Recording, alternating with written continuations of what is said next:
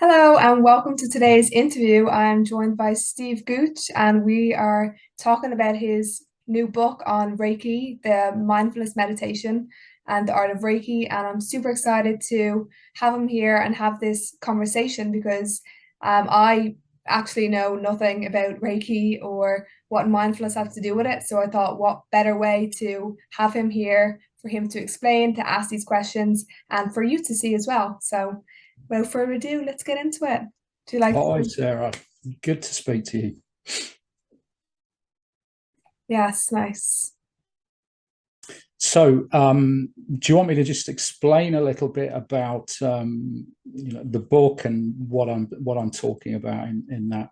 Um, yeah, the system of Reiki is widely known as an energy healing discipline. Okay, it's not an ancient discipline. It's about 100 years old. It was invented by a Japanese guy called Makaru Sui around 100 years ago in Japan.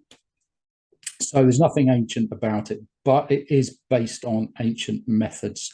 Now, this energy healing discipline, if you like, has spread rapidly around the world over the last 30, 40 years. It's become huge. I remember when I got into Reiki sort of 25 years ago, certainly where I live in the UK, there was nobody else. There was just me, and nobody had ever heard of this practice. Now you walk down the street and you bump into Reiki masters on every corner. They're all over the place. But what I want to say about this discipline is that I think for the most part, it is most people's understanding of an expression of Reiki is sadly profoundly shallow, because Reiki is so much more than an energy healing discipline. I get people come to me and say, look, I'm looking for a personal spiritual development practice. I'm sort of interested in Reiki. Do you think it will be okay? But I don't want to do any treatments on anybody. And you can see the guilt look on their face, because they've got this assumption that Reiki is an energy healing discipline. Therefore, to learn it means you must want to do treatments on other people. And I always say, absolutely, you do not have to do treatments on other people. I don't want to do treatments on other people. And I've been teaching it for 25 years. You could throw the energy healing part of that system in the bin, and you've still got a really good practice. And actually, the best part of the practice is not the energy healing part. That bit, that's easy. Anyone can do this. I can teach a 5-year-old how to do Reiki healing, and they'd be just as any adult I've ever seen. And that's because it's very easy for all of us to focus outwards on other people. We can all look around and see, yeah, there's big problems in the world. There's problems with other people. There's things that we can do to help other people. And there's nothing wrong with wanting to help other people as much as we can. But what that is often hiding is an inability, or not an inability, but a refusal to turn inwards and look at yourself. That's tough. Helping someone else, putting someone else on a Reiki treatment table and giving them a Reiki treatment, that's easy. Anybody can do this. Nothing special about that in the slightest. But what is special, what's really quite something to be proud of, is if you've actually got the courage to look inwards and start working on yourself. That's tough. That's really hard for people. And that is actually what Reiki is all about. And, it is about becoming a better person as a practitioner. Your goal as a Reiki practitioner is to work on yourself and develop yourself to be the best expression of yourself in all ways possible. So yes, Reiki can be used as an energy healing discipline. It is, it's pretty good as a therapeutic tool. It's not as fantastic as most Reiki practitioners will tell you, to be honest, and I know that because I've been in this for 25 years. But it is an amazing tool to work on yourself. Now, I have seen things, I would say I've seen a number of miracles happen with Reiki. You give somebody 1 or 2 Reiki healing sessions, and things that medical science say are completely impossible to achieve happen like that, just in a flash. Lives change as a consequence of one treatment. Now, that's pretty profound and pretty special, but that is very, very rare. For most people, when they come for a healing session, the chances are they're going to need a number of sessions. This is going to be an ongoing thing. It's not, most people are not going to have their problem fixed with one treatment. A lot of people, they're never going to get their problem fixed by Reiki. The best they might get is some alleviation from the symptoms of that problem. But fixing it for definite, for permanent, maybe not in all instances. It's great as a pain relief sometimes, but it may not fix the physical problem that's causing that pain. But Reiki is it's a very big subject, and the thing that I despair about is the unbelievably shallow understanding that there is of Reiki in the Reiki community itself, actually. And that's why I wrote the book. It needed to be changed. So that's why I wrote the book. So I'm curious of what is your personal story? What led you to start Reiki? Oh, why did I get into Reiki? This was back in 1996. It was a long time ago. And I was just going through a really disastrous period of my life back then. I mean, it was just, everything was just a big disaster. Nothing seemed to be going right. And I wanted to start a new career, and I'd sort of got this interest in alternative therapies. And I sort of knew a little bit about several therapies, but I didn't know anything, any particular therapy very well. So I thought, well, okay, maybe that's a direction that I could go in. And then I saw this article on this thing called Reiki that I'd never heard of before. Read this one-page article, and I thought, yeah, it sort of sounds interesting. Let's give it a go. It didn't cost much. It was only £75, and it just took 2 days. And I thought, well, if it's a waste of time, I haven't really lost a lot. And what was remarkable about that, I'm really big on getting signs from the universe, messages from the universe. And at the time, I was unemployed. It took me 3 months to save that £75 to go on that workshop. And I remember walking around my hometown thinking, just talking myself out of going on this workshop. This is crazy. Why am I doing this? I need this money to pay for this, and I've got these bills to pay for. And I just got to this point where I was about to decide not to go because I needed that money. And I looked up, and in front of me was this huge billboard across the side of this building. And it just said, "The magic is closer than you think." And I thought, that's it, I've got to go. And it just profoundly changed my life, from that point on.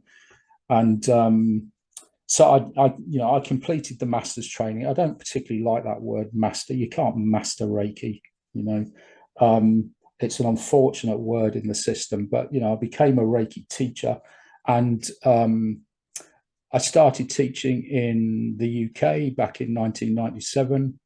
Then moved to Egypt, started teaching it in Egypt. I was the first Reiki teacher in Egypt, and now I'm the #1 Reiki teacher in Egypt. I've taught it in Sudan, Saudi Arabia, Lithuania, Jordan, Cyprus, lots of different places, written 2 books on it. And, it's just profoundly changed my life, in so many ways. So what impact did Reiki have on your life? If you can picture yourself back to the time where you first started, where did that journey lead you to? That's a good question. I guess it's led me to now, I mean, and I can't necessarily say that the benefits that I've got from Reiki wouldn't have come without Reiki, but certainly, I can see the way that Reiki has pushed me on my own spiritual journey. It's deepened my understanding of, the nature of everything, the nature of me, the universe and my part in that, and of other people. It's just I'll tell you a story about one of my clients, one of my students. She came. This was in Egypt. She was a very professional corporate. Worked in a very corporate, high level corporate career. And she came to me once and she said, "Look, Steve, I need a Reiki treatment." She said, "I've got to fly to New York. I've got this meeting to go to." She said, "I've got all of these deadlines that I'm leaving behind. I've got, a stack of work like this." And she said, "I'm just so stressed." And she said, "I need a Reiki treatment." So she lay on the treatment bed. "Okay, come on, just lie down." So she lay down on the treatment bed. And I started into this treatment. And I'm literally, I guess I'm no more than 5 minutes into the start of this Reiki treatment. Yeah. So my hands are somewhere on her head. And then I drop into a meditation, a very specific meditation. You don't just pick a meditation. There are certain meditations that you need to work with in the context of Reiki. So I dropped into this particular meditation, and within a minute, I guess, within about a minute of me starting into this treatment, I literally felt my mind and her mind merge into one. There was one mind. And then the concept of mind vanished. And there was just awareness. And there was just awareness of energy. And then it stopped. That experience just ended. And it must have been a fraction of a second that experience happened for, but it felt like infinity. It was never ending. There was nothing but that experience. And I came out of that. Literally, I'm not even 5 minutes into this treatment and it's done. I'm finished. And she gets off the treatment bed.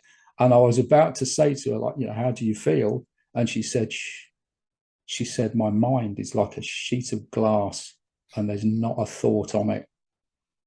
She went, "Shh." She wants to enjoy it. Absolutely. And it's moments like that where you realize that the potential of the system is actually, it's not about healing people. It's about taking people on a journey to a realization of the absolute nature of the entirety of the universe. And you merge back into the absolute. That's the gift of Reiki. That's where it can take you. And a lot of people will talk about that, but they don't know the mechanisms of how to achieve it, and they've never experienced it. There's very few people that have experienced the depth that Reiki can take you on, in terms of that journey. It's just truly profound. And you said it can take you to the journey or the experience of the universe. And to you, when you have been in that state or that place, whatever way you want to clarify that, how does that feel for you? It's just, how does that feel for me? That's okay. So first of all, I'd have to take away that word "me," because me vanishes. There is no me. What happens, it's really hard to define this, to describe this, but that whole spiritual journey takes you to a place of deep, deep stillness. You become stillness. There's just awareness of stillness, and there's nothing else. There's no you, there's no other. But you're aware of other, you're aware of you, you're aware of the chaos of life. Everybody's doing stuff. It's like a hurricane of doing. People are doing things. Life is going on. There's activity happening. And your practice takes you to an experience of deep stillness. It's like you become the eye of that hurricane. Life is like a hurricane whipping around endlessly. And you're usually a part of that. But once you do your practice, you step out of that endless spinning and you become that stillness in the center, but still aware, always aware of what is happening. And it's really about not only achieving that state of deep stillness, but within stillness, there is movement as well. And that's the thing to understand. It's not just, you're not like rigid and you're not moving.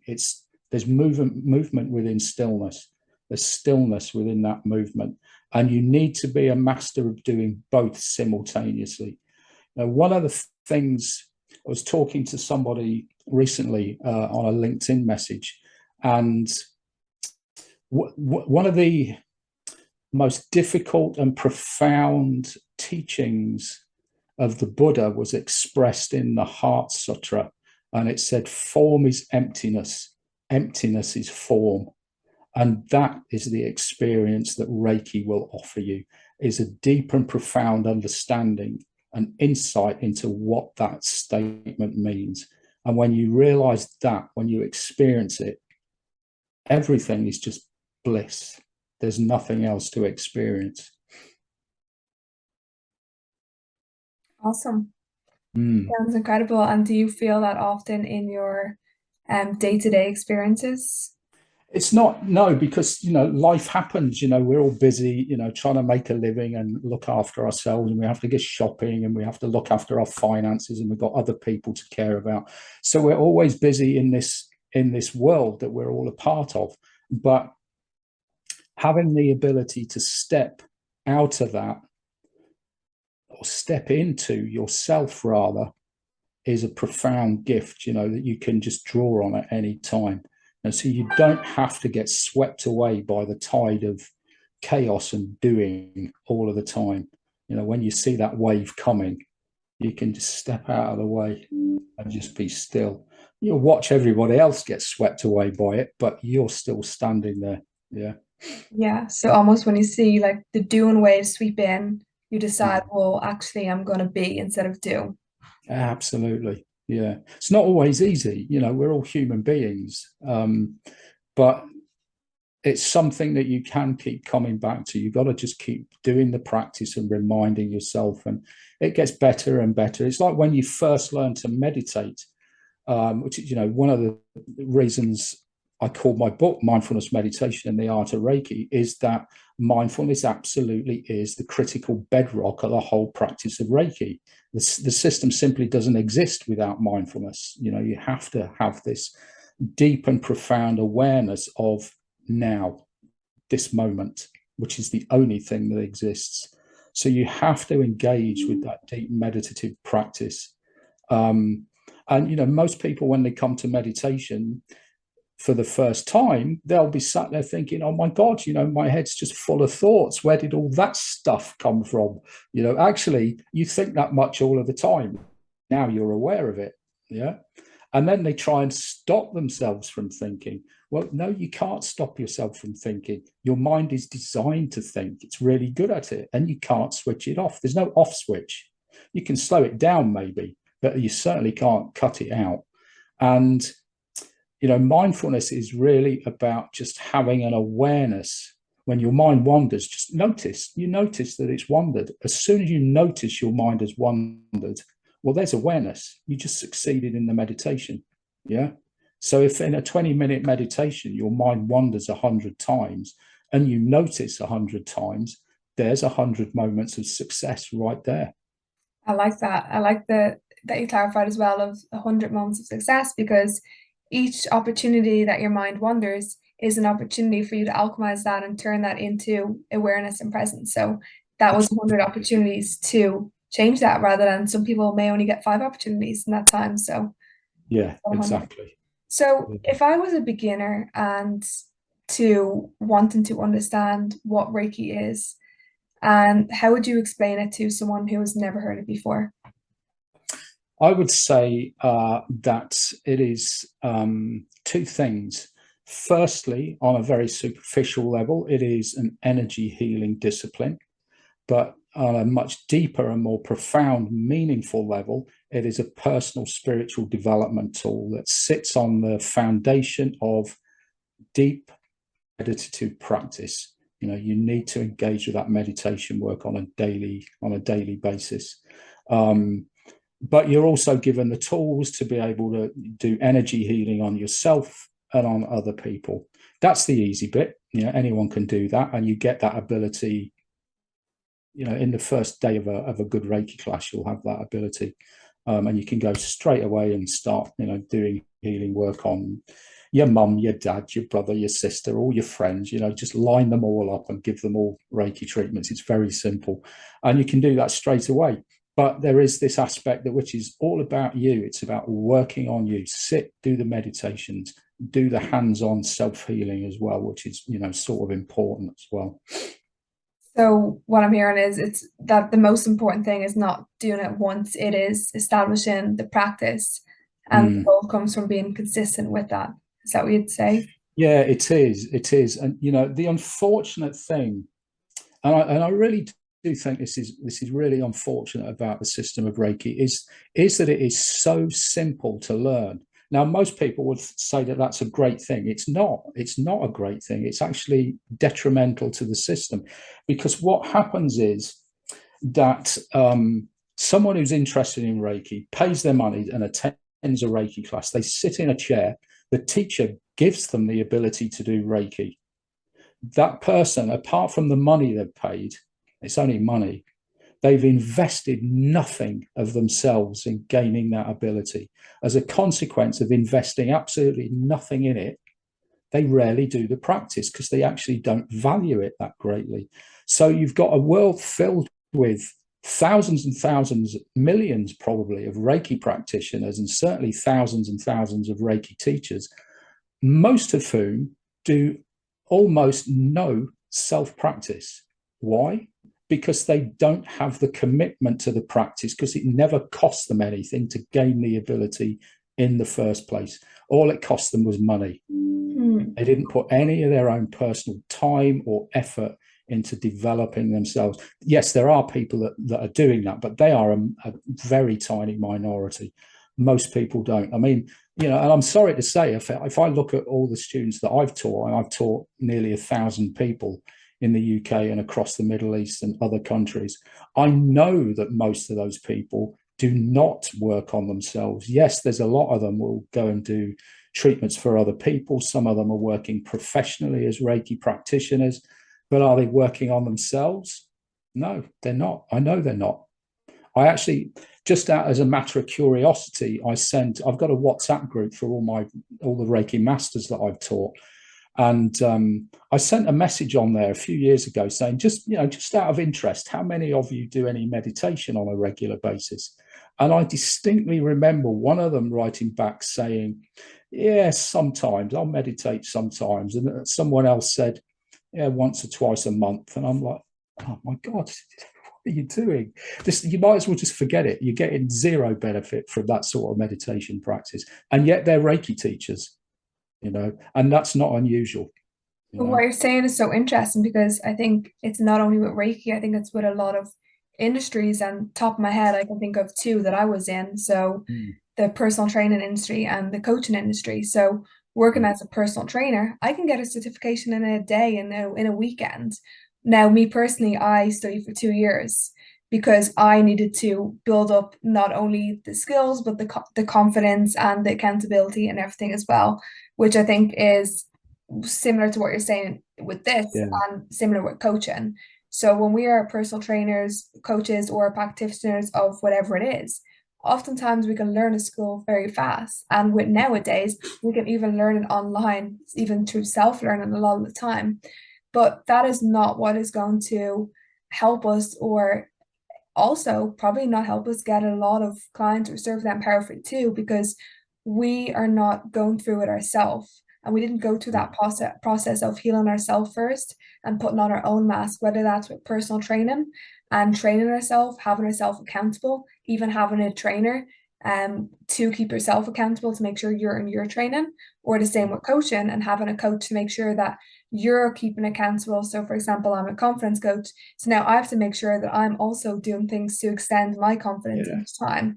And I think what you're saying with that is, that would make me like probably a little upset to realize that if I was going to a Reiki practitioner, that they were not actually doing the practice themselves, because it would make me think, well, what is the worth of this if they are not doing it themselves? It just wouldn't feel probably very authentic, and I'd imagine it wouldn't feel authentic to the practitioner as well. So I'm curious about that. Yeah, you're right. I mean, yeah, absolutely. Yeah, I mean, I can't, you've said it all there, Sarah. I mean, it is really about, you have to work on yourself. I mean, how do you expect other people to trust you, your expertise, your ability, if you're not actually holding yourself accountable, if you're not actually working on yourself? You have to do this. I mean, I get in terms of Reiki, I get so many people say to me over and over again over the years that the treatments I give are so much more powerful than treatments they've ever experienced from anybody else. And I just smile. It's like, well, is it any wonder? It's because I work on myself. I'm nothing special. There's nothing special about my ability. I work on myself. That's why my treatments are so powerful. And I have done for a long time. I make that commitment to myself, but I'm a human being. There's plenty of times where I forget, or life gets in the way, or I just think, no, I'm not doing it today. I've got other things I need to focus on, but you can't, you've got to still try and come back to work on yourself, develop yourself as much as you can, and it makes a profound difference, whether you're a Reiki teacher or a coach, or, whatever it is that you're working with and serving other people with. You have to prioritize yourself. One of the things that I say to my students, and I really deeply believe in this, is that, as human beings, we have this concept of ourselves as being these tiny little specks spinning around this endless, vast universe. When you work on yourself deeply and profoundly, you stop spinning around the universe and the universe spins around you.